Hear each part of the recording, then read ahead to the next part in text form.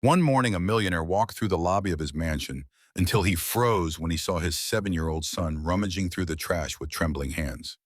Andres, what are you doing there? He asked incredulously.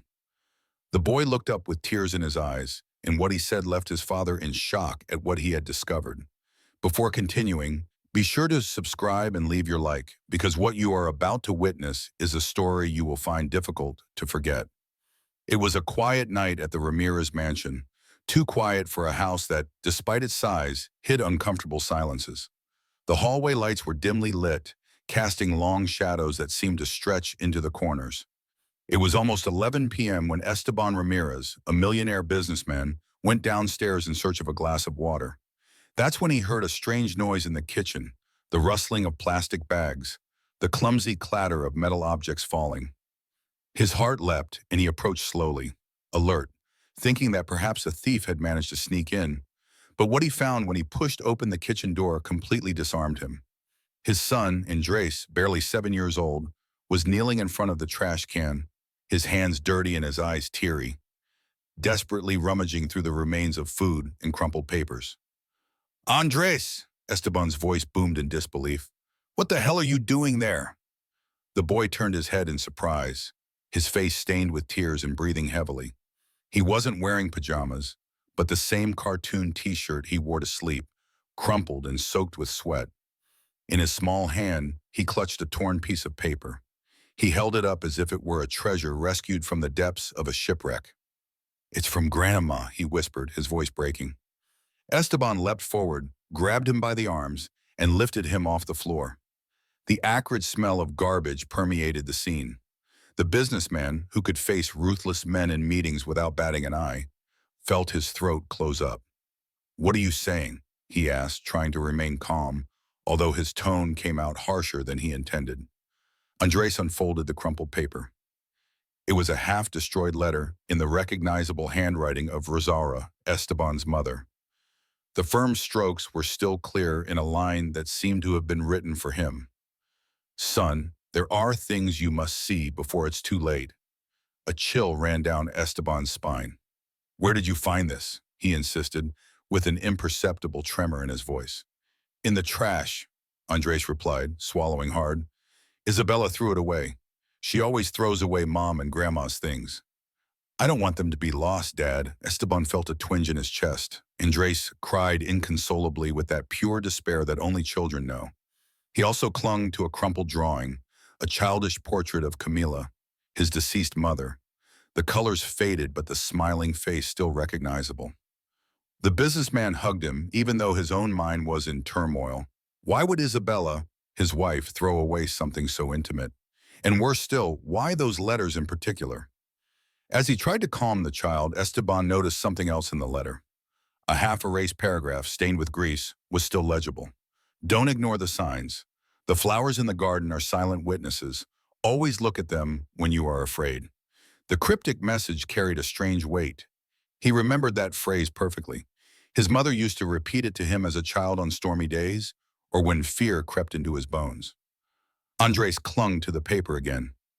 I don't want you to forget Mom, Dad. I don't want you to throw away everything that's left of her. The boy's words struck a chord.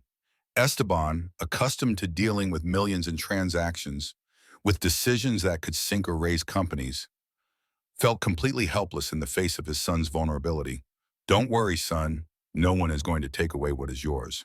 I promise. However, inside, Esteban felt something dark stirring. That letter didn't seem like a simple sentimental farewell. It was a warning, a cry written between the lines. And most disturbing of all, what was it doing in the trash? The chapter accelerated even more when they heard footsteps in the hallway. Andres hid behind his father, clutching the letter to his chest. Esteban turned his head just as the door opened. Isabella appeared in an ivory silk robe with a smile that seemed rehearsed. What are you doing awake at this hour? She asked softly, although her gaze swept over the scene with a speed that did not go unnoticed. Esteban swallowed hard for the first time. He noticed something in that smile he had never seen before. A cold stiffness, like someone hiding too much. Andres, behind him, whispered barely audibly, Dad, she was the one who threw away the letter. Silence fell like an unbearable weight. Esteban held his wife's gaze and for the first time didn't know if he really knew the woman he slept with every night. The kitchen was filled with a dense silence, so thick that it seemed to suffocate the air. Isabella had entered just seconds before with her impeccable smile and soft tone of voice. But Esteban couldn't ignore the tension in her jaw, or the way her eyes lingered on the crumpled paper in his hand. Andres was still hiding behind him, clutching the letter as if it were a shield. "I found Andres in the trash," Esteban said without looking away from his wife. "Do you have any idea why this letter from my mother was there?" Isabella raised her eyebrows in feigned surprise and then let out a light, almost mocking laugh. "Are we really going to argue about trash at this hour?" she replied with a sigh, walking over to open the refrigerator as if nothing mattered. She took out a bottle of water, uncapped it, and took a sip, deliberately ignoring the tension that filled the room. "Mom wrote this," Esteban insisted, holding up the paper for her to see. "It's not just anything." Isabella closed the bottle and looked at him as if she were tired of a scene that had been repeated 1,000 times. "Esteban, those old letters mean nothing. Just memories of an older woman who, with all due respect, was too distrustful. She kept papers on everything and filled them with absurd warnings." Esteban was speechless for a few seconds. The way she spoke about his mother made his blood boil, but what disturbed him most was that Isabella had decided to throw away something so intimate without consulting him. "Dad," Andres interrupted, gently pulling on his shirt sleeve. "Leave it. Don't take them." The boy extended his other hand, revealing something Esteban hadn't seen until then. A small silver medallion, worn at the edges with the name Camila engraved in tiny letters. It was the only thing that had belonged to his mother, and Andres always carried it with him. He was clutching it so tightly that his knuckles had turned white. "Calm down, son," Esteban murmured, stroking his hair. "No one is going to take it away from you."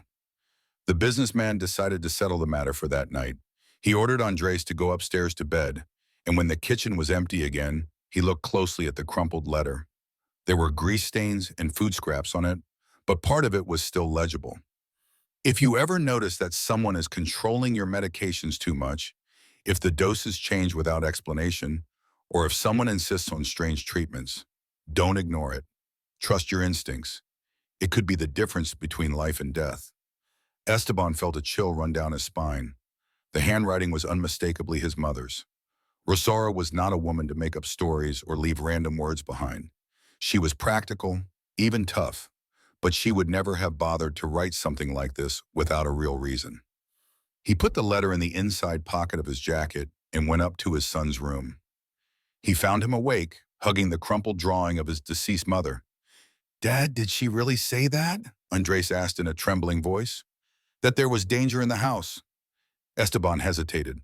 What could he say to a 7-year-old? He didn't want to scare him, but he couldn't lie to him either. "Sometimes grandmothers worry too much," he replied gently. "But I promise I'll take care of you no matter what." Andres nodded slowly and with his other hand stroked Camila's little medal again. "When I hold it, I feel like Mom is still with me," he whispered, as if protecting me.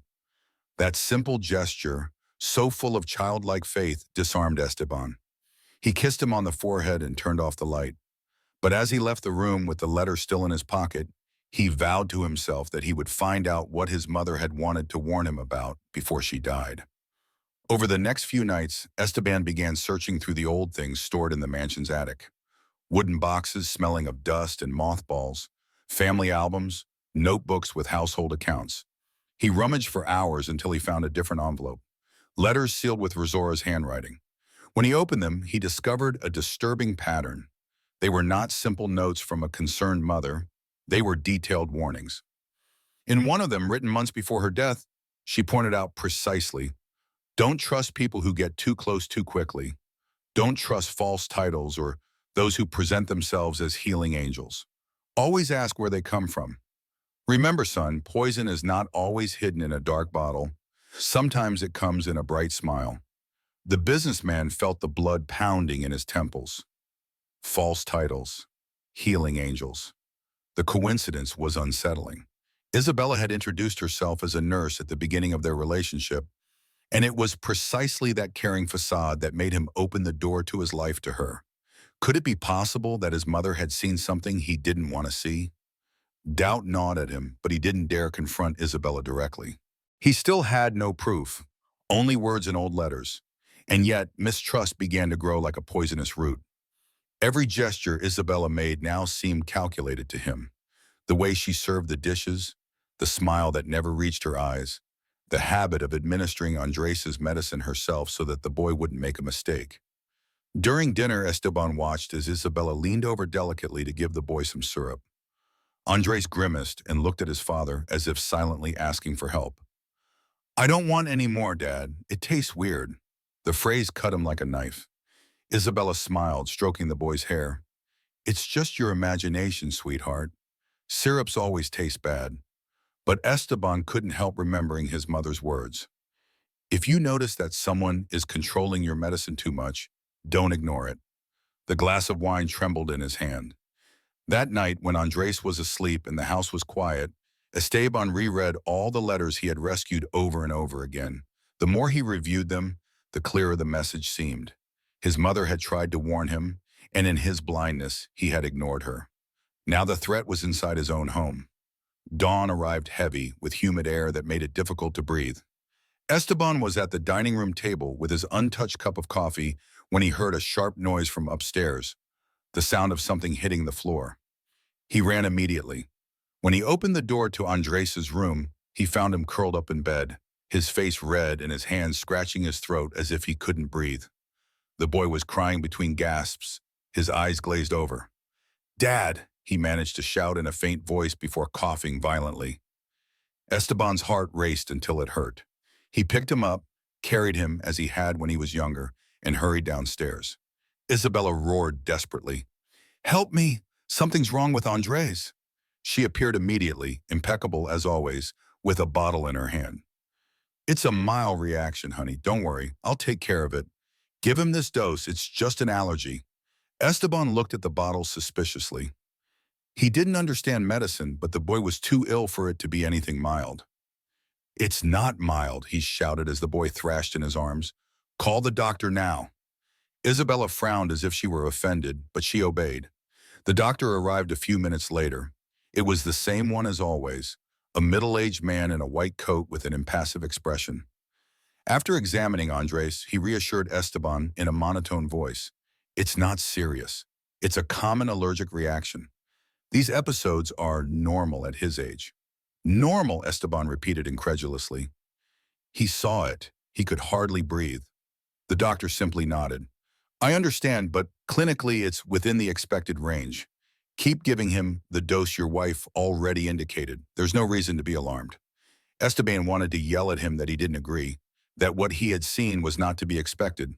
But Andres, exhausted, had fallen asleep on the sofa with Camilla's little medal clutched in his hand, and that gesture stopped him. He didn't want to continue arguing in front of him. He bit his tongue, even though his suspicion grew like a thorn in his chest. That afternoon, Esteban accompanied Andres to his room. He sat next to him while he slept, watching every movement of his chest, afraid that it would stop. He remembered his mother's words in her letters. Don't ignore the signs. Around 6 o'clock, Isabella came in with a tray. "It's time for another dose," she said softly, holding out a small glass of syrup. Andres woke up enough to take it, but as soon as he tasted a sip, he frowned. "I don't want any more. It tastes weird." "Syrups always taste bad, honey," Isabella replied with a smile. "Drink it all. It's for your own good." Esteban watched her closely. The tone of her voice was affectionate, but her eyes seemed fixed on the boy finishing the liquid. Finally, Andres drank just enough for her to leave him alone and lay back down. When Isabella left the room, Esteban picked up the bottle of syrup and examined it. The name of the medicine was printed on it, but the label looked new, as if it had been recently affixed. It was a minor detail, but enough to set off all his alarms. The following days became an ordeal. Andres suffered minor episodes, skin rashes, dizziness, and a persistent cough. Every time it happened, Isabella was there offering pills or syrups. Esteban began to discreetly note the times when his son took the medicine and the moments when he felt worse. The pattern was clear. The symptoms appeared shortly after the doses. The doctor, however, continued to insist on the same thing. "These are normal reactions, Mr. Ramirez. There is no reason to exaggerate." But Esteban no longer trusted that explanation. Something was wrong. Something was very wrong. One night, after making sure Andres was asleep, he quietly went down to the kitchen. He found Isabella standing with her back to him at the sink, a bottle in her hand. She seemed nervous, looking from side to side. Before he could say anything, he saw her open the bottle and pour its contents down the drain. The reddish liquid disappeared into the pipes. Then, with a quick gesture, she broke the empty container with a cloth and threw it in the trash bag. Esteban froze, making no sound, not wanting to give himself away. But the image was burned into his memory like fire. His wife secretly destroying the bottle of medicine. It wasn't his imagination. It wasn't just his mother's warnings. The threat was real, and it was inside his home. Esteban didn't sleep that night. The image of Isabel pouring that syrup down the sink haunted him like a waking nightmare. He tried to convince himself that maybe she was just throwing away an expired bottle, but his instincts screamed otherwise, and he remembered his mother's warning all too well. Don't ignore the signs. At dawn, his face haggard from insomnia, he made a decision he never would have imagined. He would hire a private investigator. Roberto Alvarez's office was in the city center, far from the glass towers where Esteban usually moved. It was an old building with creaky wooden stairs and a lingering aroma of reheated coffee. Roberto greeted him without formalities. He was a middle-aged man with tousled hair, several days' stubble, and a shrewd gaze. He wore a worn jacket that looked like it had seen too many early mornings. Mr. Ramirez, he greeted him with a firm handshake but without servility. I was told you were looking for discretion. Esteban nodded. He felt strange there, like a fish out of water. But his concern for Andres was stronger than his pride. I need you to investigate my wife, he said bluntly. Lowering his voice, Roberto looked at him calmly, as if it weren't the first time someone had uttered those words in his office. You suspect infidelity? No, Esteban replied with a curt gesture. Something much worse. He took Rosara's crumpled letter out of his jacket and placed it on the desk. The detective picked it up carefully and read it silently. Then he looked up. She's saying she thinks your wife isn't who she says she is. Esteban interrupted him, his voice tense. My mother wrote these warnings before she died, and lately my son has been sick with medicines that only she controls. Last night I saw her secretly destroy a bottle. Roberto raised an eyebrow. That sounds more serious than a suspicion of jealousy. The businessman nodded, staring at the floor. I need you to find out everything you can. Her name, her education, her past, anything. The following days were unbearably long. Esteban tried to remain calm in front of Isabella and Andres, but every daily gesture became unbearable. Who was the woman sleeping next to him, really? One afternoon, Roberto summoned him to a discreet cafe. He arrived with a thin folder, but with a gleam in his eyes that hinted at something important. Mr. Ramirez, he began bluntly. Your wife lied. Esteban's stomach tightened. About what? Roberto opened the folder and showed him some printed documents. She never worked as a nurse. The degree she presented is fake. I checked the university records, the professional associations, even the hospitals where she claimed to have been employed. There is no trace. Esteban was speechless. He remembered perfectly how Isabella had told him her story of sacrifice. Long hours in clinics, a vocation for service, a love for caring for others. It had all sounded credible. Too credible. So what was she doing before she met me? He asked, almost in a whisper. Roberto leaned back in his chair, interlacing his fingers. That's what I'm looking into now, but one thing is certain. She built an identity to present to you, and that, Mr. Ramirez, is never a good sign. Esteban took a deep breath. The weight of the revelation fell on him like a block of cement. It was no longer just about his mother's letters or vague suspicions. There was concrete evidence that Isabella had lied from the beginning. Can you keep investigating? He asked in a firm voice. Sure, but I have to warn you about something. When someone lives with a false identity, there's usually a lot more buried, and the more you dig, the more dangerous it can become. Esteban nodded, looking out the cafe window. Outside, life went on as normal, cars driving by, people laughing, but for him, nothing would ever be normal again. That night, when he returned to the mansion, the first thing he saw was Andres sitting on the sofa drawing with crayons. He was holding Camilla's little medal, hanging as always from a makeshift cord. The boy looked up and smiled slightly, showing him the drawing. It was flowers from the garden with a phrase clumsily copied from a letter from his grandmother. When you're scared, look at the flowers. Esteban felt a lump in his throat. He couldn't let that smile disappear. He couldn't afford to fail as he had before, ignoring his mother's warnings. He looked up toward the hallway and found Isabella watching them from the stairs with that perfect smile that now seemed like a disguise. For the first time, Esteban was certain that he was living with someone who was leading a double life, and he silently decided that he would uncover the whole truth, even if it cost him everything. The days following Roberto's first revelation became a tightrope walk for Esteban. On the one hand, he had to appear normal in front of Isabella, share dinners, smile in public, and continue with family routines. On the other hand, every word she said now sounded like a false echo, like part of a rehearsed script. When the phone rang that afternoon, Esteban immediately recognized the detective's dry tone. "I have new information," Roberto said, getting straight to the point. "It's not pleasant. Can we meet?" They arranged to meet at the same discreet cafe. Roberto arrived with a thicker folder this time, full of copies of civil records, newspaper clippings, and handwritten notes. "I've been tracking your wife," he began. "The name is Isabella Montiel. She appears linked to several addresses in different states. In each place, there is a disturbing coincidence." He opened the folder and spread out the documents in front of Esteban. Family number 1, the Gutierrezes in Monterrey. A businessman with a considerable fortune dies suddenly of a heart attack. An 8-year-old son dies months later from respiratory problems. Does that sound familiar? Esteban clenched his jaw without saying a word. Family number 2, the Herreras in Guadalajara. A widower with an inheritance. The woman in the photos with him uses another name, but the face is unmistakable in the enlarged photo. See for yourself, Esteban felt his stomach turn. There she was, younger, with a different haircut but unmistakable, the same perfect smile. The businessman died of liver complications. His young daughter died 2 months later of a generalized infection. Roberto lowered his voice and leaned toward him.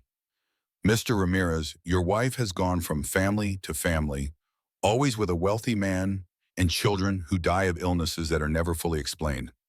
Esteban froze. "Are you saying that I'm saying that the coincidences are too many? And not only that, in all cases there is a family doctor who endorses the diagnoses. I don't have his name yet, but I'm working on it." Esteban's world began to spin. Everything he had read in Rosar's letters took on new meaning. They weren't the paranoia of a jealous mother. She had seen what he didn't want to see. "What do I do now?" he asked hoarsely. "First, don't confront your wife. Not yet. If she senses your suspicion, it may hasten whatever plan she has. Let me keep digging. We need solid evidence." Esteban nodded, but inside he felt like he was on fire. How could he sleep under the same roof with someone capable of such a thing? How could he protect his son without arousing suspicion? That night, when he returned to the mansion, Esteban found Andres in the garden, sitting on the grass with a box of colors.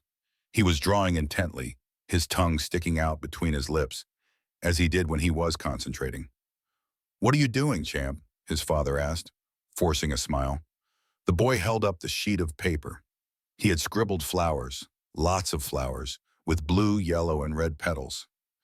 At the top, in clumsy but legible letters, he had written a sentence that shook Esteban.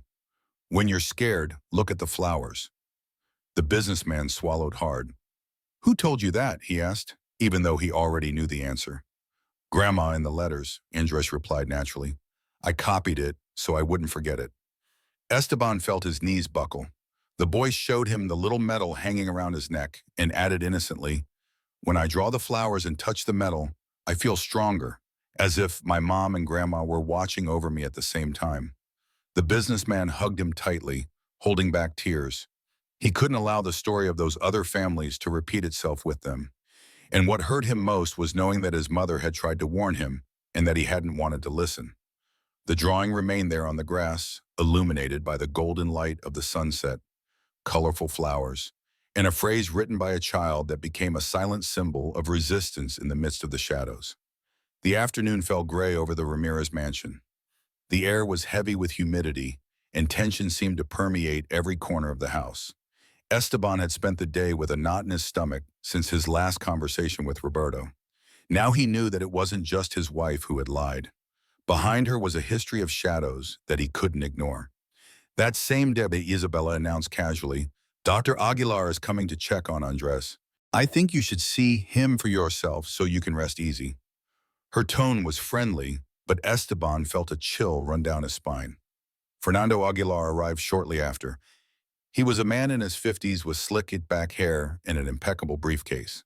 His white coat looked freshly ironed, and his smile was as polished as the shoes he wore. "Mr. Ramirez, it's an honor to finally meet you. I've been following the little one's situation." Esteban looked at him with immediate distrust. There was something in his gaze, a strange gleam, like someone who is hiding more than he is showing. The doctor went up to Andres' room, checked his throat, took his temperature, and nodded confidently. "It's a simple case of sensitivity. There's nothing to worry about." He said it with such conviction that anyone would have been reassured, but Esteban was no longer just anyone. "What about the episodes of difficulty breathing?" he asked, crossing his arms. The doctor smiled condescendingly again. "It's normal. Children go through these stages. The body gets stronger over time." The same words he had heard before, the same speech repeated as if memorized. Hours later, Roberto called with an urgent report. "I found it. Dr. Fernando Aguilar appears on the death certificates of the children from the previous families.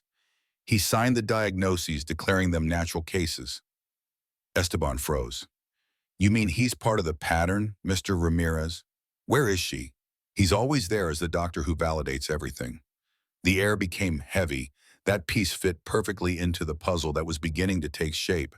It wasn't just a suspicion, there was complicity. That same night, while Esteban took refuge in the study with Roberto's documents, Andres got out of bed to get a glass of water. He walked down the hall barefoot, rubbing his eyes. That's when he heard voices coming from the living room and stopped dead in his tracks. It was his stepmother's voice, low but firm. "Fernando, you can't hesitate. You know how it works." Andres's heart began to pound in his chest. He peeked over the edge of the staircase. He saw his stepmother talking to the doctor, both sitting too close together. "Things are getting complicated," he replied in a whisper. "Father is beginning to suspect something." "Leave that to me," Isabella replied sharply. "You just keep signing what I ask you to." The boy felt a chill run through his entire body. He slowly backed away, afraid of being discovered. Then he ran to his father's office and burst in, breathing heavily. "Dad!" he shouted, his voice breaking. Isabella was talking to the doctor. "She said you're suspicious and that he has to keep signing things." Esteban took him by the shoulders, surprised. "Are you sure you heard that?" The boy nodded vigorously, still trembling. At that moment, certainty struck Esteban like a cold iron. His mother had been right all along. What was happening in his own home was neither an accident nor a coincidence. It was a carefully woven plan, and now there was no way to deny it. The following night, Esteban could no longer contain himself. The weight of what he had heard from Roberto and what Andres had revealed pushed him toward a single solution: confront Isabella. He couldn't continue pretending everything was normal when every second he spent under the same roof with her felt like walking on a minefield. He found her in the living room, leafing through a fashion magazine, impeccable as always. The contrast between the serenity of her posture and the turmoil inside him was unbearable. "We need to talk," Esteban said in a serious voice. She looked up, tilting her head with an innocent expression. "Sure, honey, about what?" "About you," he replied bluntly, "and about what you're doing in this house." The magazine slowly slipped from her hands onto the table. The silence became thick. For a moment, her smile faltered, but she recovered immediately. "I don't understand what you're talking about," she replied softly. "What are you implying?" "I'm not implying anything. You're getting rid of a bottle of medicine. I know Andres is worse after each dose, and I know you lied about your past." The blow was direct. Isabella blinked, feigning surprise. Then she slowly got up and approached him. "This is serious, Esteban," she whispered, her eyes shining. "You're accusing me of hurting your son after all I've done to take care of him, you, and this family." He didn't answer, just held her gaze. Isabella put a hand to her chest as if the wound were deep. Now I understand, she said in a whisper. This has nothing to do with Andres. It has to do with you not trusting me, with you still clinging to the memory of your late wife. The dart hit the mark. Isabella knew how to manipulate. Guilt, grief, the past. She used it all to her advantage. That's it, Esteban. Do you think I want to replace her? That my only mistake has been loving you too much? Her voice broke into a restrained, I am. At any other time, Esteban would have given in. Her ability to play the victim was perfect, almost theatrical. But before he could respond, Dr. Aguilar appeared at the door as if the timing had been rehearsed. Everything okay here? He asked, looking at Esteban with a measured expression. Isabella ran to him, grabbing his arm. Doctor, thank goodness you're here. Esteban is convinced that I poisoned his son. Can you believe it? Fernando Aguilar grimaced in disbelief and addressed Esteban in a firm voice. Mr. Ramirez, your wife called me concerned. Andres' symptoms are normal. There is nothing suspicious. I have examined him personally. The businessman clenched his fists. He felt surrounded by a pack of wolves, and the missing bottles and the recurring seizures. The doctor shrugged with feigned professionalism. The bottles are replaced when the doses run out, and the seizures, I insist, are common in children his age. I recommend that you not get carried away by unfounded theories. Esteban fixed his eyes on Isabella. She looked at him with a mixture of feigned tenderness and defiance, as if she knew she was winning the game. I can't believe you think that of me, she said, tears glistening in her eyes. I'm the one who wakes up every night when Andres coughs. I'm the one who prepares his medicine, and now you're painting me as a monster. Doubt pierced him like a crack. What if he was imagining too much? What if the pain over Camilla and his mother's letters were causing him to see ghosts?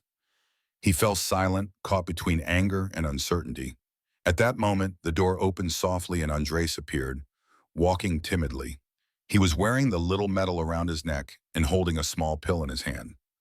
Dad, he said, approaching slowly, this one doesn't taste like the others. Esteban looked at him in surprise.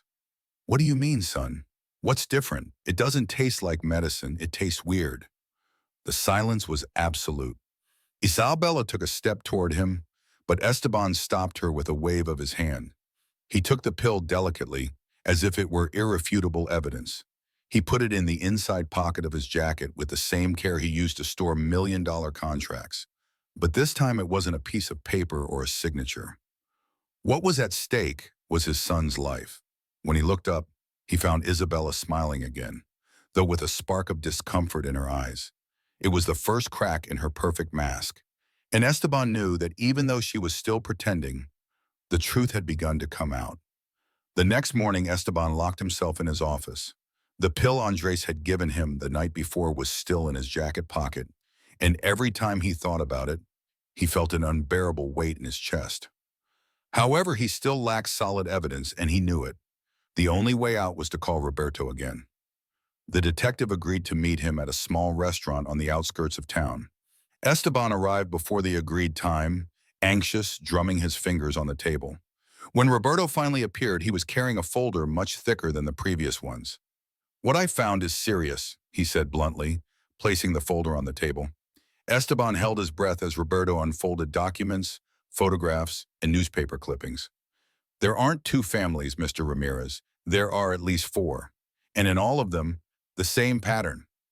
Men with significant wealth, women who enter the family with a profile almost identical to Isabella's, and children who suddenly fall ill and die.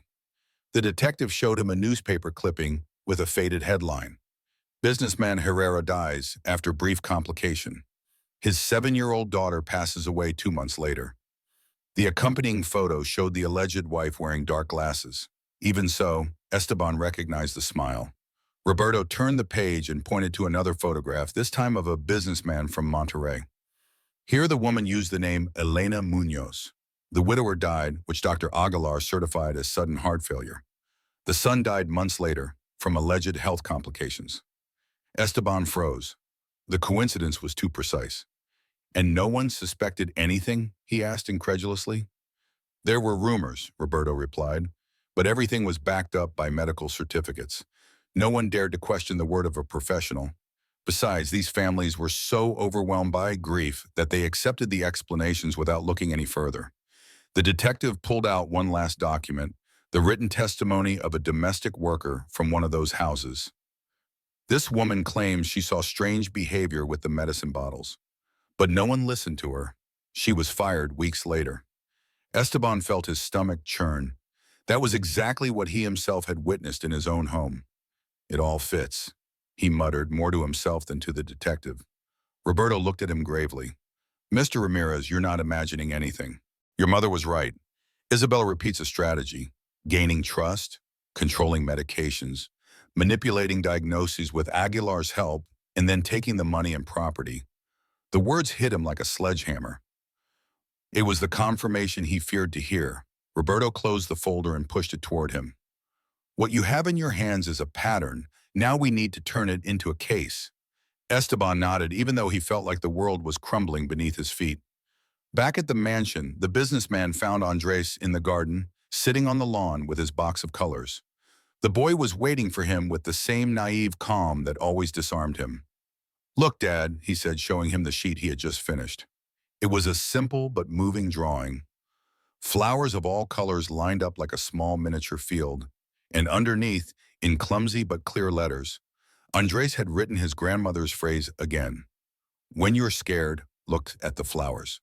Esteban took the drawing in his hands, looked at it, then looked at his son, and a mixture of pride and anger washed over him. Pride because Andres, despite everything, found refuge in something so pure. Anger because he knew that this child was now the target of a perverse plan that had already destroyed other children before him. He hugged him tightly, as if he wanted to merge with him to protect him from everything. Don't worry, son. This time they won't be able to get to you. The setting sun illuminated the paper on which the flowers seemed to come to life, like a silent symbol of resistance in the midst of the storm that was just beginning to unfold. The last few days had been a whirlwind of awkward silences and evasive glances at the Ramirez mansion. Esteban tried to hide his suspicions, but Isabella was not naive. She had noticed the tension in her husband, the way he looked at her with a mixture of suspicion and restraint. And although his smile remained as impeccable as ever, behind it lay a cold calculation. She had to regain control.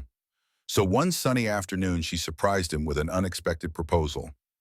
I want to prepare a special dinner tonight, she said, gently resting her hand on Esteban's arm.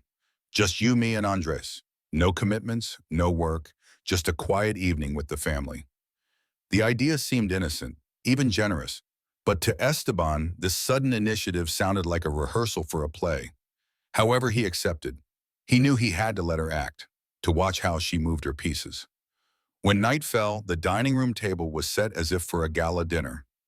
Linen tablecloths, sparkling glasses, fresh flowers in the center, lit candles bathing everything in a warm glow. The perfect image of a happy family. Isabella wore a light blue dress, elegant but simple. She moved with a naturalness that would have fooled anyone. She served the dishes, smiled tenderly, asked trivial questions about Andres' school. Everything looked like something out of a postcard. Esteban watched her silently, noticing every detail.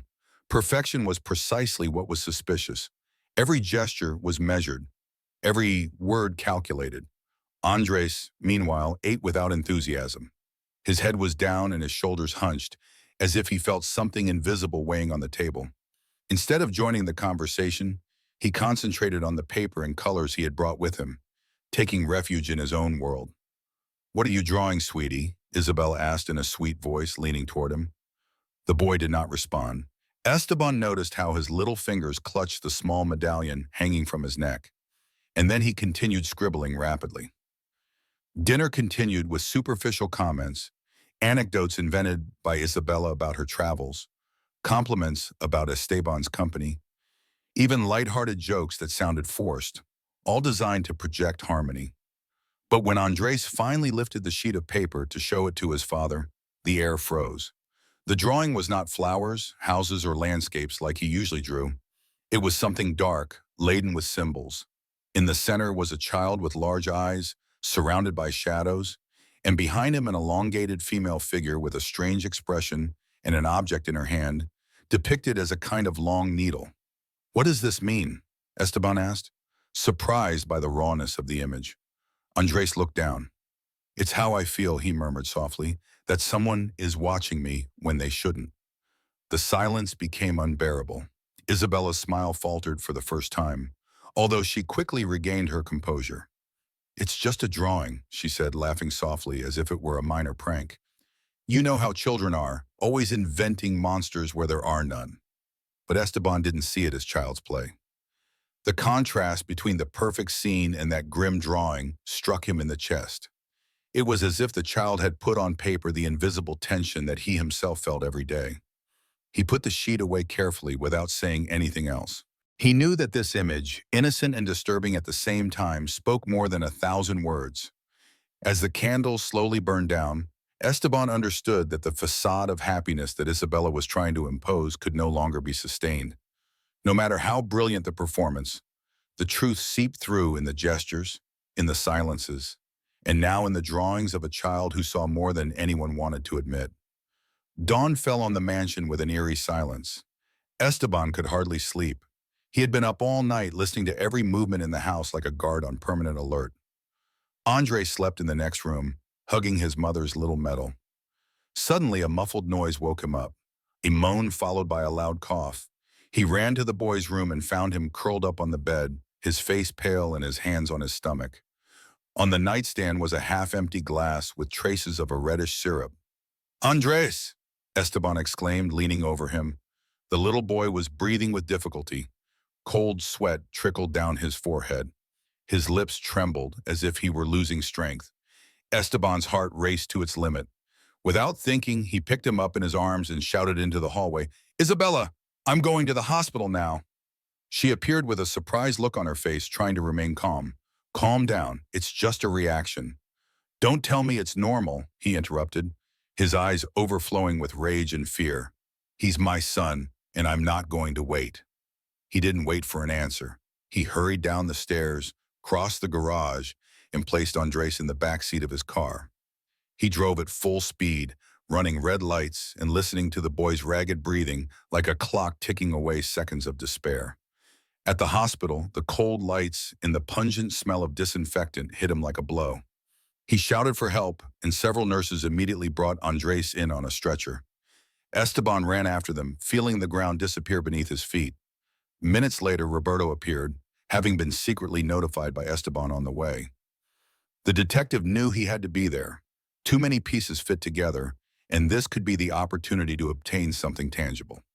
While Esteban waited for news in an endless hallway, Roberto mingled with the medical staff, folder in hand, pretending to be part of the administrative team. He had a clear objective: to watch Dr. Fernando Aguilar's every move. It didn't take him long to spot him. The doctor had arrived shortly after them, as if they had anticipated his arrival, wearing a white coat and with an air of authority, walking toward the room where the child was being treated. In his hands, he carried the medical file he had just received. Roberto followed him at a distance, watching him stop at a desk, look around, and discreetly take out a pen. His fingers made changes to the records. Quick crossouts, new notes, details that seemed to alter the original description. The detective clenched his teeth. It was the confirmation they needed. He approached with a firm step. Dr. Aguilar called out to him in a dry voice. The man looked up in surprise when he saw him there. "Who are you? You can't be in this area. I'm the person who just saw you change information on an official document," Roberto replied bluntly. The doctor tensed up but tried to regain his composure. "You don't know what you're talking about. I'm correcting an administrative error." Roberto took another step closer, revealing a small tape recorder in his hand. "Maybe you're right, but what I just recorded with this device will say otherwise." Aguilar's face hardened. He tried to grab the tape recorder, but at that moment Esteban appeared, his face contorted with anguish. "What's going on here?" he asked, looking alternately at the doctor and the detective. Roberto raised the tape recorder. "I saw you tamper with your son's medical records, and now we have real proof." The silence was devastating. Esteban felt as if he couldn't breathe, but he also felt that for the first time he had solid evidence against those who had turned his life into a nightmare. At that moment, a nurse came out of the emergency room. "The boy is stable," she announced in a firm voice. He will recover, but he must remain under observation. Esteban closed his eyes, relieved, almost collapsing. He walked into the room and saw Andres on the stretcher, weak but conscious, still clutching his little medal. He stroked his forehead, holding back tears. Behind him, Roberto watched silently. Now it was no longer a matter of suspicions, intuitions, or even old letters. They had evidence. They had recorded testimony, and that meant that for the first time the scales could begin to tip in their favor. The hospital still smelled of disinfectant. When Esteban stepped out into the hallway, Andres was sleeping under observation, the little medal clutched in his hand. At his side, Roberto waited with the determined expression of someone who had made an irrevocable decision. "Suspicions are no longer enough," said the detective in a low voice, making sure no one else could hear him. "We have a recording, yes, but we need something more compelling for justice to take action, and that means taking a risk." Esteban looked at him wearily, his face haggard from lack of sleep. "What do you suggest?" Roberto rested his elbows on his knees and looked at him seriously. "A covert operation, setting up surveillance, documenting every move, obtaining irrefutable evidence. The police can intervene, but only if we have something solid. What we have so far shows manipulation, but not the full extent of the plan." The businessman brought his hands to his face. The thought of returning to the mansion, to that coexistence of fake smiles and growing suspicions, was unbearable. But he knew there was no other way out. "All right," he agreed in a harsh voice. "Let's do it." Roberto nodded as if marking the start of a countdown. 2 days later, Esteban and the detective met in an underground parking lot. There, Roberto opened the trunk of his car and showed him the equipment. Tiny cameras, recorders hidden in everyday objects, microphones that could be camouflaged in rooms. "Everything we need to observe without her noticing," he explained. "But you must understand one thing. You will live as if nothing is happening. Smile, have dinner, talk to her as usual. If she suspects you are on guard, everything could fall apart." Esteban's stomach tightened. Pretending to be normal in front of someone he no longer trusted was worse than any business meeting, worse than any dangerous negotiation. "I don't know if I can do it," he confessed. Roberto looked at him firmly. "You have to do it for Andres." Those 2 words were enough. The first night back at the mansion was a test of endurance. Isabella welcomed them sweetly, concerned about the boy's recovery, and with the same bright smile that now seemed unbearable to him. "Thank God everything turned out well," she said, caressing Andres' face. "I was so scared." Esteban nodded silently, swallowing every word. Andres, quieter than usual, clung to his little medal and barely touched his dinner. Meanwhile, in the hallway, one of the cameras installed by Roberto captured every gesture, every movement, transmitting it to a team watching from outside. Tension was an invisible guest in every corner of the house. Over the next few days, Esteban lived a double life. On the outside, he pretended to go about his usual routine. On the inside, he felt like he was walking on broken glass. Any detail could give him away. A longer than usual silence. A stare that was too intense. A gesture of distrust. Every time Isabella spoke to him, she sounded kind and attentive. But Esteban couldn't help wondering what she was hiding behind that voice. Sometimes he caught himself watching her hands, fearing every bottle she carried from one place to another. Roberto called him every day. "Stay strong, we're gathering material." But the wait was torture. Esteban slept little, and when he did, he dreamed of dark hallways and closed doors he couldn't open. In his dreams, he always heard his mother's voice. "Don't ignore the signs." One night, while Isabella was preparing a drink in the kitchen, Esteban watched her from a distance. She moved her arms calmly, smiling to herself as if nothing could disturb her. And yet he felt an irrational fear, as if something invisible could explode at any second. When she turned and saw him standing in the doorway, she smiled. "Would you like a glass too?" she asked sweetly. Esteban held her gaze for a moment. He knew that if he accepted, he would not be able to bring the glass to his lips. "No, thank you," he replied, forcing a smile. "I prefer just water." Isabella tilted her head as if sensing something, and her smile remained intact.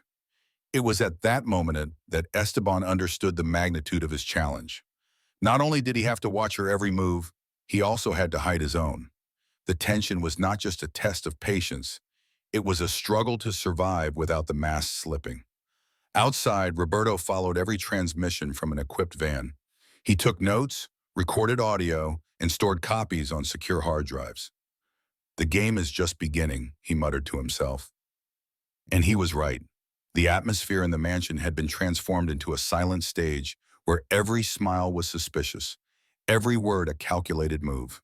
Esteban, as he watched Andres sleep that night, understood that the most difficult battle was not against his wife, but against the constant fear that at any moment she would discover that they already knew the truth. The mansion was covered in a deceptive silence. The curtains let in the morning light in golden streaks that illuminated the marble in the hall. But that calm did not mean peace. It was the prelude to something. Esteban felt it in his skin like an invisible current that kept him alert with every step, every breath. Isabella moved freely around the house as if nothing were happening. Organized, smiling, impeccable, she wore a light dress and spoke in a kind, almost melodic voice. But to Esteban, every gesture seemed calculated, every word rehearsed. That morning, while Andres played with the ball in the garden, Isabella approached Esteban with a carefully crafted smile. "I've been thinking," she said, gently resting her hand on his arm. "We can't go on like this. The tension, the suspicion, the sleepless nights are wearing us all down." Esteban looked at her silently. His instincts screamed that this conversation was not casual. "What do you suggest?" he asked, keeping his voice steady. "Let's go to the country house for a few days," she replied, as if the idea had come from a sudden burst of tenderness. "We need fresh air, peace and quiet.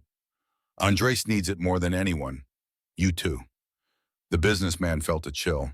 The country house was an isolated place, far from neighbors and with few access roads. In the past, it had meant rest and relaxation. Now it only inspired unease. "I don't know if this is the right time," he muttered, trying to buy some time. Isabel tilted her head, feigning disappointment. "Don't you even trust me for a simple break?" she asked in a hurt tone, lowering her voice. "I just want to see my family together." "Is that too much to ask?" The emotional blow was calculated. Involving Andres in the excuse was a move he found hard to resist. "Do it for him," she added, looking toward the garden. "The boy needs to see us happy, away from this tension." Esteban took a deep breath. Every fiber of his being told him not to agree, but he knew that refusing would put her on alert, and that would be even more dangerous. "All right," he finally said with a gesture that hid his frustration. "We'll go." Isabella's eyes sparkled as if she had won a battle. Later, locked in his office, Esteban dialed Roberto's number with trembling hands. "Do you want to take us to the country house?" he said quietly, making sure no one else could hear him. "She says it's to rest, but I know that's not it." On the other end of the line, Roberto's voice was firm and quick. It was to be expected. "Listen to me carefully. Don't resist. Go with her. But stay calm. I'll follow you from a distance. You won't be alone this time." "What if she suspects something?" Esteban asked, clenching his teeth. "Your only mission is to pretend everything is normal," replied the detective. "If she notices you're nervous, she'll bring forward whatever she has planned. Let her believe she's still in control." Esteban closed his eyes for a moment. The idea of isolating himself in that house with Isabella made him shudder. But he had no choice. It was the only way to catch her at her own game. The afternoon passed in a strange atmosphere.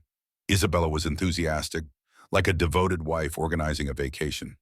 She went up and down the stairs with suitcases, selected clothes, checked shopping lists, and even hummed as if she were an ordinary woman preparing for a family trip. Andres watched in silence. He didn't fully understand what was happening, but he could feel the invisible tension in the air that even his drawings couldn't exercise. He clung to his little medal more tightly than usual, as if his childish intuition told him he should be on guard.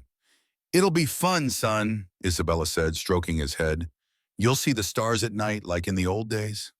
The boy didn't answer. He just looked at his father.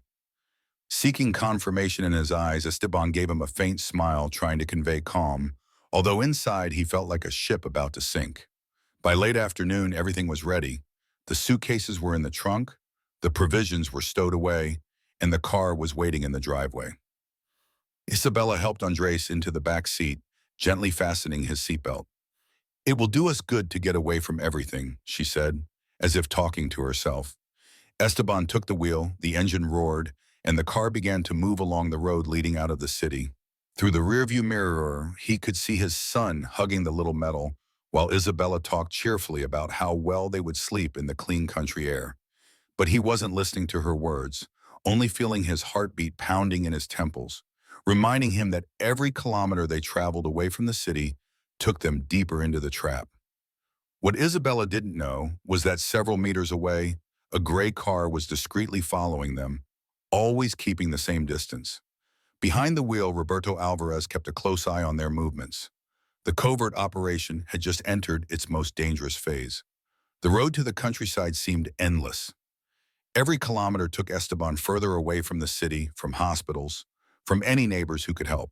All that remained were tall trees, dirt roads, and a silence that seemed to swallow up all sound. Andres looked out the window with tired eyes, caressing the small metal hanging around his neck. When the car stopped in front of the old country house, the facade looked peaceful. White walls, red tiles, the inactive chimney, a place that had once been a refuge. But for Esteban, that calm was a mask. Isabella opened the door with the keys she always carried with her. They went inside. The air inside was thick, heavy with dust and humidity. The windows were closed, the curtains drawn. Darkness dominated every corner. "We'll be safe here," Isabella said with a smile as she turned on the lights. The phrase sounded like a sentence to Esteban. Andres sat silently on a worn sofa. His childish instinct told him that something was not right. He looked around restlessly, as if every shadow hid a threat. Then, the sound of a car approaching broke the calm outside. Esteban tensed up. A few seconds later, the door opened again. It was Dr. Fernando Aguilar, briefcase in hand, but with the same air of false authority that always surrounded him. "How nice to see you here," he said, greeting Isabella with a knowing look. Esteban felt his blood boil. Now it was clear. It had all been planned. "What is he doing here?" he asked, raising his voice. Isabella replied coldly, "What he has to do, what he has always done." The doctor placed the briefcase on the table and opened it. Inside were unused vials, instruments, and labels. The simple sound of glass clinking was enough to chill the air. Andres cowered, clutching the little metal. "Dad, I don't want to be here," he whispered. Esteban hugged him tightly, feeling despair tighten his chest. Isabella locked the front door and put the key in her pocket. "There's no turning back now," she said with a cold smile. The atmosphere became unbearable. The doctor began to prepare mixtures with mechanical movements, like someone who had repeated the process many times before. The chemical smell permeated the air. Esteban tried to get up, but Isabella pushed him against the wall with surprising firmness. "Don't bother, Esteban," she whispered with chilling calm. "This is all bigger than you." The businessman struggled against his helplessness. He saw his son cowering, trembling, while that briefcase on the table became the most terrifying image of his life. Andres, in a barely audible voice, asked, "Why are you doing this?" Isabella looked at him and for the first time let her mask slip. "Because that's what you always do, little one. That's how you build the future." The words were a sharp blow to Esteban's conscience. The doctor silently finished filling one of the applicators with a clear mixture, held it between her fingers, and looked at it for a moment. Her hand trembled slightly, as if a glimmer of doubt had crossed her mind. Esteban took a defiant step forward. "If you lay a finger on my son, you'll pay dearly." Isabella let out a brief, joyless laugh. "Do you really think you can stop us? You're alone. No one will come for you here." The echo of her laughter lingered on the walls, mingled with the hum of silence. The hours seemed frozen. Outside, night was slowly falling, covering the house with a dark blanket. Inside, the yellowish lights illuminated the scene like a gloomy theater. Esteban thought of his mother, of the letters that had warned him. He thought of Camila, of how she would have wanted to protect Andres from all this. And above all, he thought of the boy, who now looked at him with eyes full of fear, waiting for him to do something. But he was trapped. The key in Isabella's pocket, the closed door, the doctor with his instruments at the ready. Everything pointed to an inevitable end. The country house, which had once been synonymous with rest and family, had now become the House of Shadows. Darkness had fallen completely over the House of Shadows. Outside, the trees creaked in the wind, and the distant hooting of a nocturnal bird crept in as a reminder of how isolated they were. Inside, the room was lit only by a couple of yellowish lamps whose dim light failed to dispel the feeling of confinement. The open briefcase on the table looked like a macabre altar. Neatly arranged jars, clean labels, instruments gleaming in the dim light. Esteban couldn't take his eyes off them, as if each object were a symbol of the threat hanging over his son. Isabella walked slowly across the room, her heels clicking on the wood with the confidence of someone who controls every detail. Her smile was the same as always, but now it seemed different, more rigid, more cruel. "Everything is ready," she said, glancing at him. Esteban did not respond. His jaw was tense, his fists clenched, and his back pressed against the wall. His gaze, however, was fixed on Andres, sitting in the armchair, cowering like a cornered little bird. The boy clutched his mother's little medal, which glistened in the dim light like a last refuge in the midst of the storm. Fernando Aguilar stood near the table, his gown slightly wrinkled and beads of sweat on his forehead. He tried to appear confident, but his movements betrayed him. His fingers fumbled as he organized the vials, and each breath was shorter than the last. Isabella watched him coldly. "Come on, Fernando. Get started." The doctor swallowed, took one of the applicators, and held it up to the light, checking the clear mixture it contained. The silence was so thick you could hear the faint tinkling of the glass. Andres stared at him with wide eyes, as if he knew what was about to happen. Childish fear mingled with a strange lucidity. He understood more than anyone would care to admit. Esteban wanted to lunge forward, but Isabella was quicker. She stepped firmly in his way, blocking his path. "Don't move," she ordered in an icy voice. "You won't gain anything by resisting." The businessman was breathing heavily. Helplessness consumed him. He watched as the man approached his son with the instrument in his hand, and each step was a blow to his heart. Fernando leaned forward. He was close enough to Andres to see the boy trembling, clutching his amulet. His hand began to shake. The applicator wobbled, unable to remain steady. Sweat dripped down his forehead, and for the first time, instead of his usual confidence, there was a shadow of doubt in his gaze. Isabella frowned. "Do it now," she urged him in a dry tone that brooked no delay. The doctor opened his mouth, but the words were slow to come out. Finally, in a whisper that was barely audible, he let it slip. "He's just a child." The air in the room seemed to break. Esteban held his breath, and Andres looked at him in surprise, as if those 4 words were an unexpected respite amid the fear. "What did you say?" Isabella snapped, approaching Fernando furiously. The doctor pressed his lips together, but his hand continued to tremble. "He's a child," he repeated, a little louder this time, as if by verbalizing it he were acknowledging his own humanity, buried under years of obedience. Isabella grabbed his arm violently, bringing it close to her face. "Don't you dare falter now," she whispered, venom in her voice. "We've come too far." The doctor did not respond. His eyes drifted to Esteban, who seized the moment to speak with a strength he did not know he had. "Stop it, Fernando. Your hands are shaking because you know the truth. Not even you can do it." Silence returned to the room. The instrument remained suspended in the air, held back by doubt. The crack was visible. Fernando was no longer the perfect accomplice, but a man caught in an impossible dilemma. Andres, his voice trembling, clutched his little medal and whispered, "When you're afraid, look at the flowers." The phrase, so innocent and pure, echoed in the darkness. It was the voice of his grandmother, the voice of his mother, the voice of everything Fernando had forgotten. His hand dropped a few inches. His shoulders slumped. Doubt had overcome him. Isabella, furious, looked at him as if she wanted to pierce him with her gaze. "Coward," she spat with contained rage. "I won't forget this," but it was too late. The crack had appeared, and with it, the course of events began to change.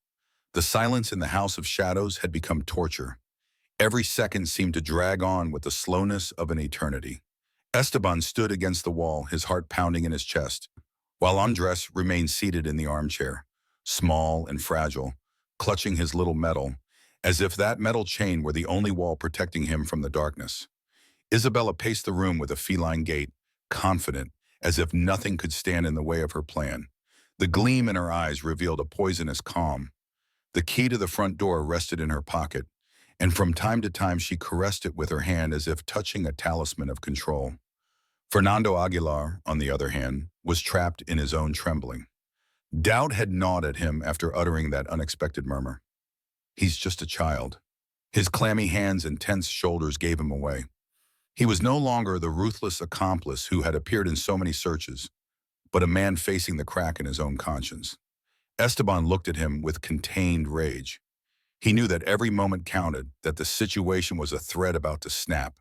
And then came the sound, a sharp knock on the front door. Isabella stopped dead in her tracks like a cat that senses a strange noise. "What was that?" she whispered, frowning. Another louder bang echoed off the wood, and then another, and suddenly the entrance exploded in a deafening roar. The door burst open violently, and a torrent of men in black vests and flashlights stormed into the room.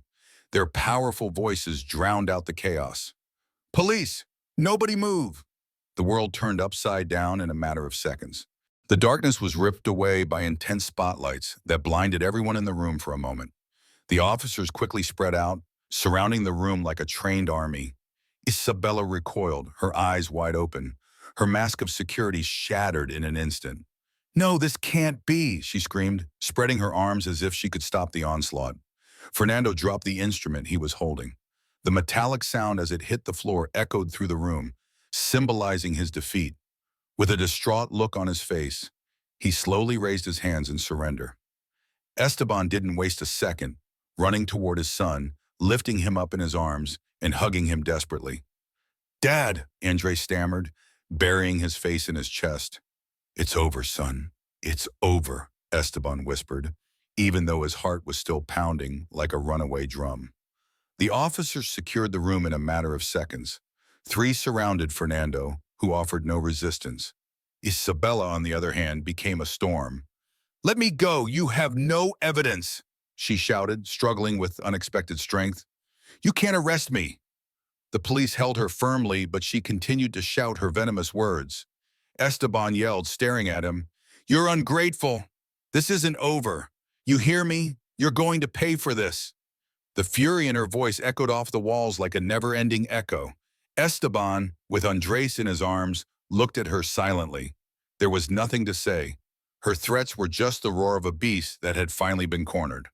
Amid the chaos, Roberto appeared among the uniformed officers.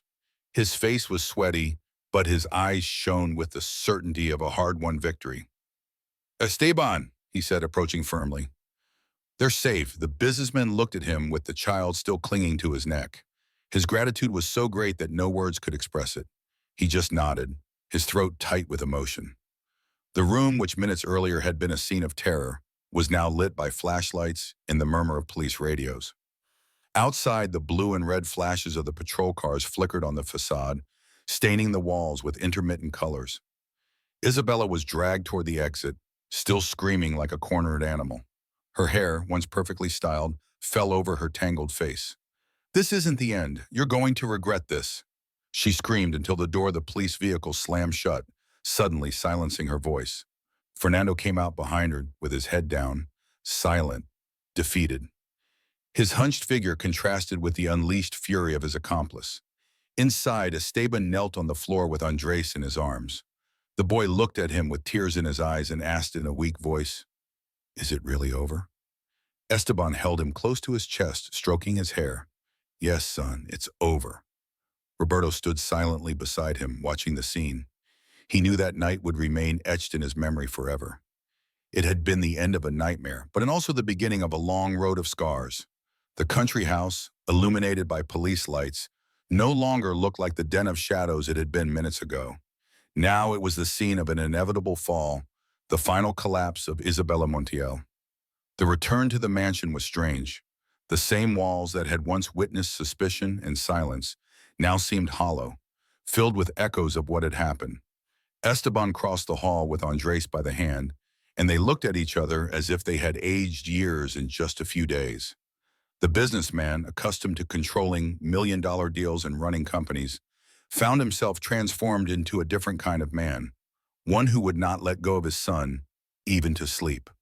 The first night, he dragged an armchair to the door of Andres' room and spent hours there, sitting with his eyes open, listening to the child's every breath. Andres, still wearing the little medal around his neck, did not protest. He knew that his father needed to be close as much as he did. That night, he dreamed of closed doors and yellow lights and woke up agitated.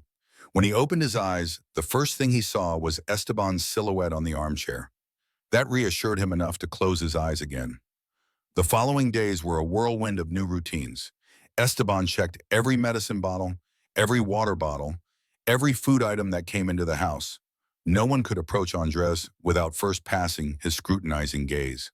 Meanwhile, the boy began therapy with a child psychologist recommended by Roberto.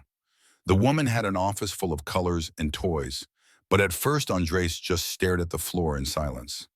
"You don't have to talk if you don't want to," she said gently. "Sometimes pictures say more than words." Andres picked up a pencil and drew a house with closed windows and a small figure inside.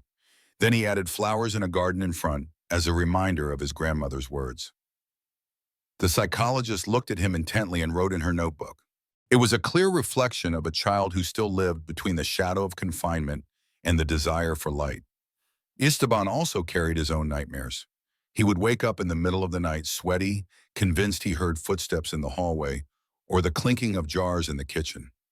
Sometimes he would run to Andres' room just to check that he was there, breathing calmly. At work meetings, he was no longer the same. His partners noticed he was distracted, always with his phone at hand. Every notification made him get up from the table to make sure his son was okay. What had once been a life marked by business was now dominated by a single idea: protection. One afternoon, while Andres was doing his homework in the dining room, Esteban sat down in front of him. "You know what, son?" he said in a soft but firm voice.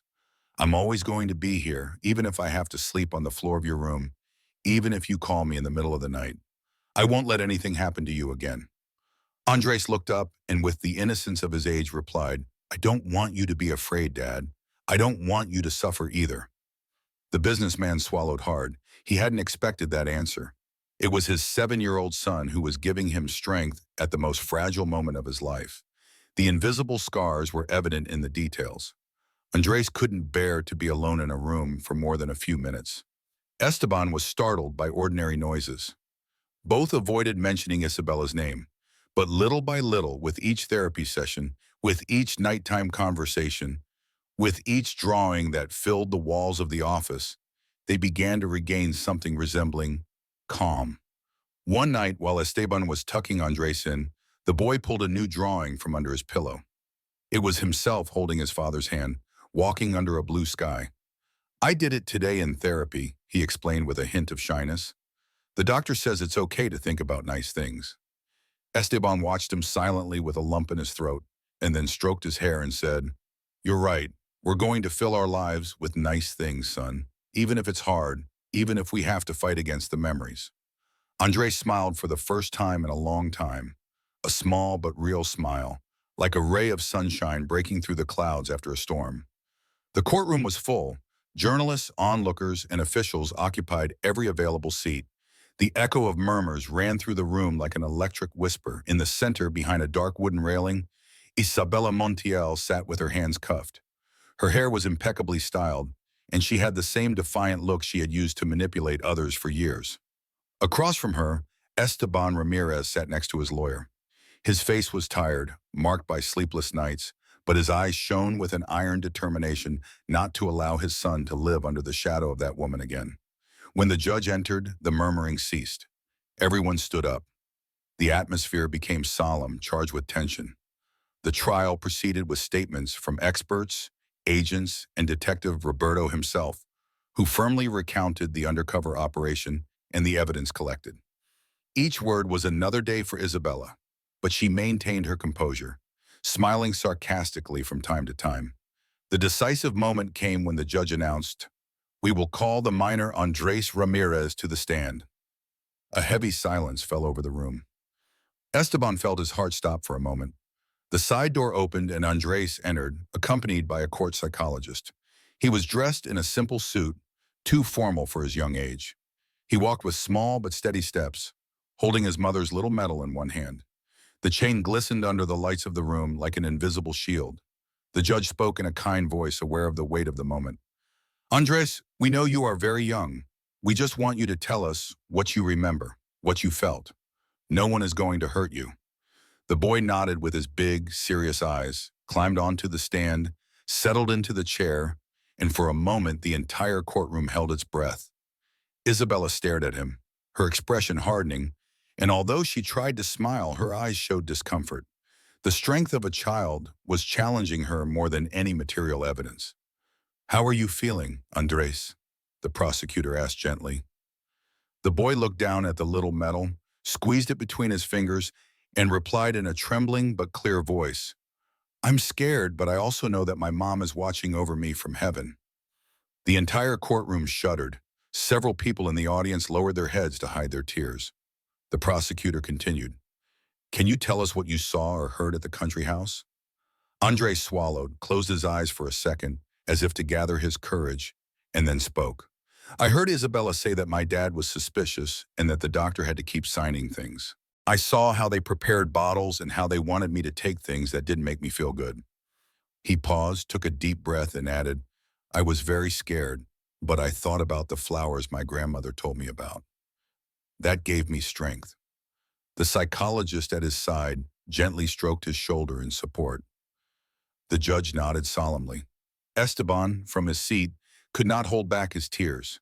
Seeing his son, so small, so brave, confronting with those words the person who had tried to destroy them, it was the most painful and at the same time most inspiring moment of his life.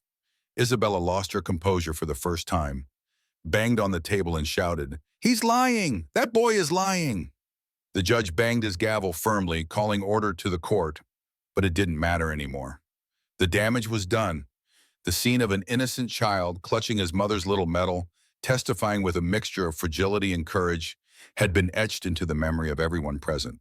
The prosecutor concluded in a firm voice, Honorable members of the jury, we are not only talking about evidence here, but about the purest voice there can be, that of a child who survived deception and fear. If that does not move us to seek justice, then what will? The entire courtroom erupted in a murmur of contained emotion. The judge called for silence, but it was impossible to ignore the weight of the moment.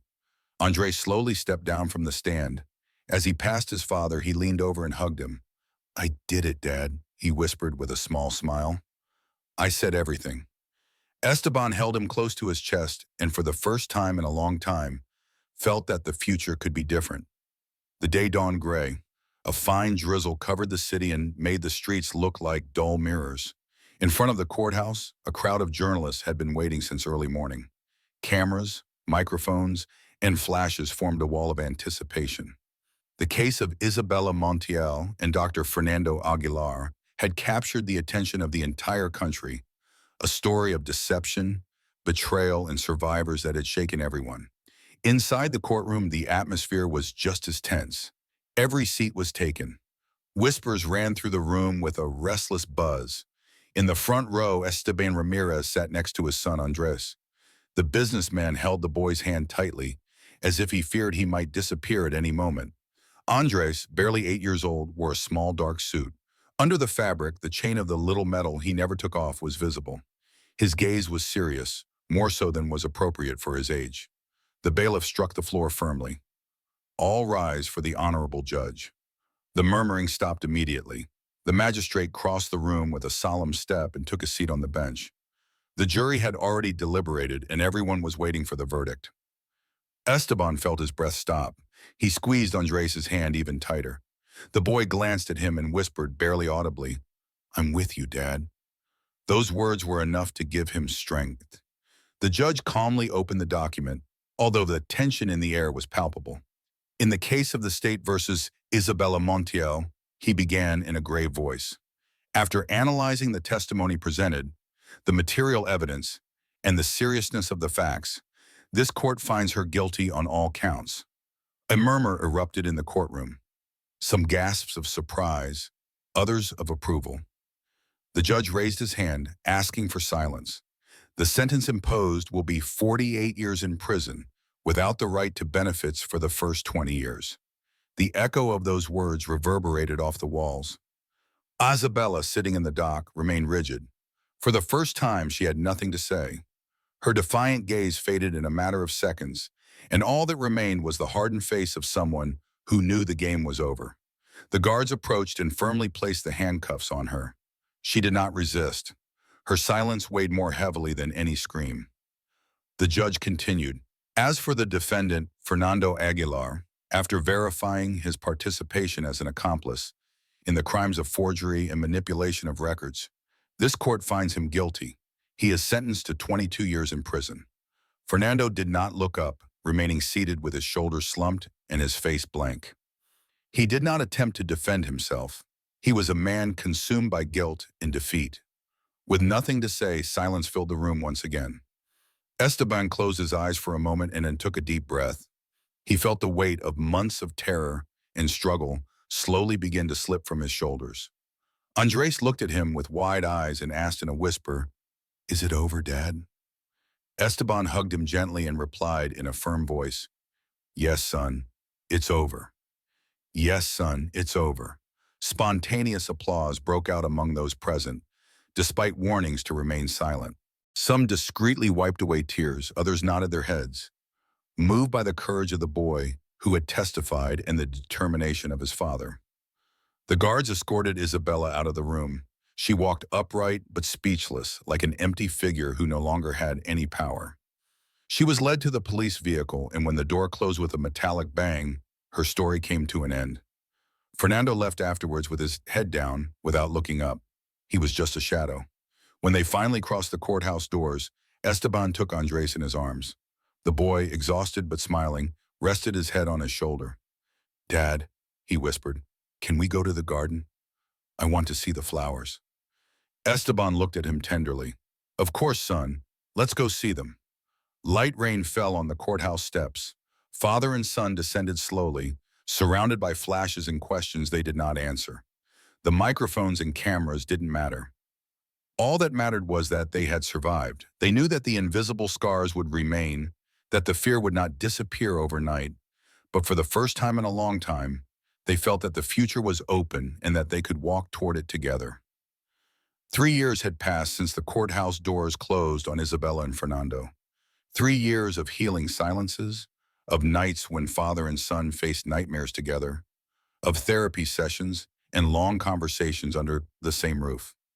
3 years in which fear ceased to be a chain and began to become a different force, the impulse to build something that would give meaning to so much pain. The sun that morning shone with a special clarity. The white facade of a new building gleamed as if it too wanted to start a new life. Above the entrance, in bold, elegant letters, read Instituto Camila Rosaura. Esteban, wearing a dark suit and a sober tie, looked at the sign with a lump in his throat. Next to him, Andres, now 11 years older and more self-confident, nervously held an envelope. "Are you ready?" Esteban asked, leaning towards him. The boy, who was no longer such a boy, nodded and squeezed the little medal that still hung around his neck. "Yes, Dad, it's what Mom and Grandma would have wanted." Inside the institute, the freshly painted hallways were decorated with drawings made by children. There were flowers, houses, blue skies, and words of hope.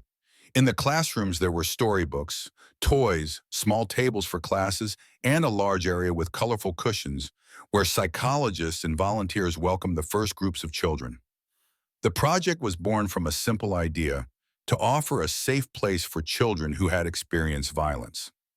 Over time, that idea grew, was organized with the help of professionals and donations, and became an institution that was officially opening its doors today. The auditorium was filled with guests, authorities, benefactors, educators, and above all, families. There were cameras, but this time the flashes were not there to record a scandal, but an act of rebirth. When it was time for the speeches, Esteban took the stage.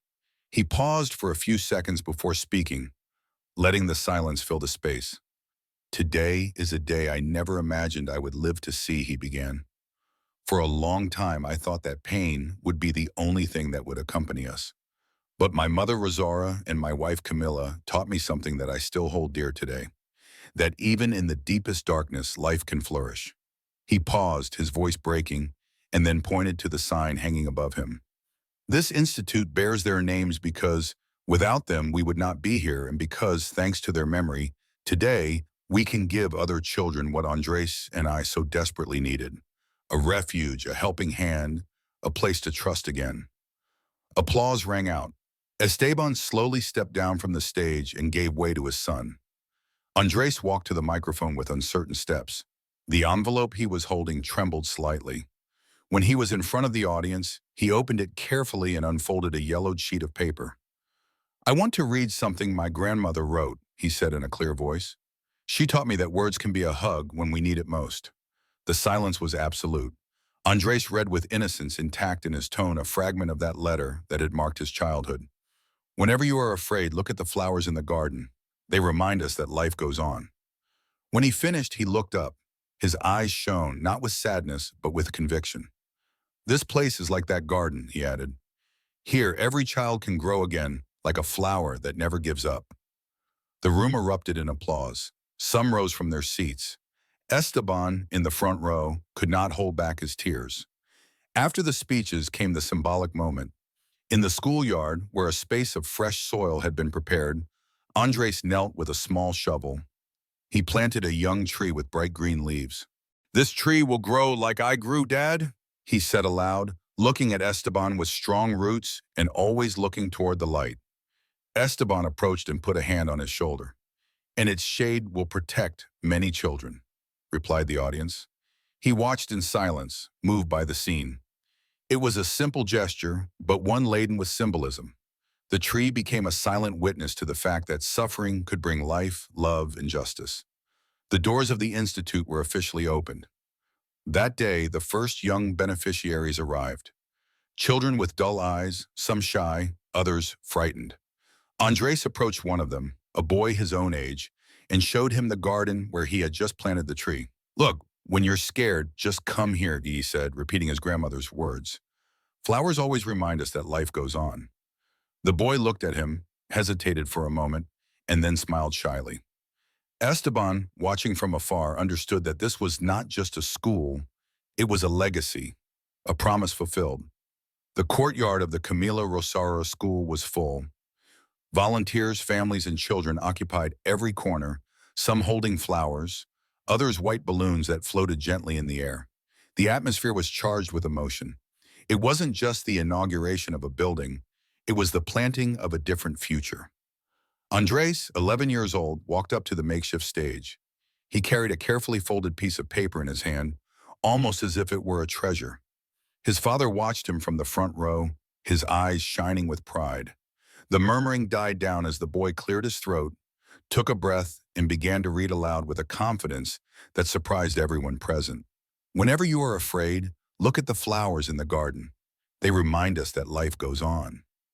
The silence was absolute. Grandmother Rosara's words seemed to float over the garden as if they had finally found their home. Andres looked up from the paper, looked at the audience, and added in a clear voice, "That's what my grandmother taught me. Today I want these words to be not only for me, but for every child who comes to this place, because flowers always grow back, even if the winter has been hard." Spontaneous applause broke out among the crowd. Some discreetly wiped away tears, others stood up, moved by the simple power of the words spoken by a child who had been through so much and was still standing. Then came the symbolic moment. In the center of the courtyard was a hole of fresh earth. A small tree waited with its roots ready to anchor itself in the ground. Andres took a shovel and, with Esteban's help, carefully covered the roots. The audience watched in silence, knowing that what they were witnessing was more than a simple gesture. It was the representation of a story that had transformed pain into life. The boy paused for a moment, rested the shovel on the ground, and looked at his father. "This tree will grow like I grew, Dad," he said with a smile that mixed innocence and maturity, with strong roots and always looking toward the light. Esteban bent down, hugged him, and replied in an emotional voice, "I'll be here to take care of it with you, just like I've taken care of you." The tree stood firm in its place, its young leaves fluttering in the wind as if greeting the sky. The applause was even more intense, accompanied by tears, smiles, and an air of hope that spread among all those present. For Esteban, that moment brought things full circle. There were no more threatening shouts or endless nights of fear. All that remained was a legacy built on the love of Camilla and Rosora, now turned into a refuge for many more. The sun broke through the clouds at that very moment, illuminating the newly planted tree. Andres looked at it in wonder, as if nature itself were confirming that life always finds a way. Father and son stood next to the tree, surrounded by applause, certain that this day was not an ending, but a beginning. Thank you for joining us until the end. Remember to subscribe, leave your like, and tell us in the comments what you think and from which country you follow us. Until the next exciting story.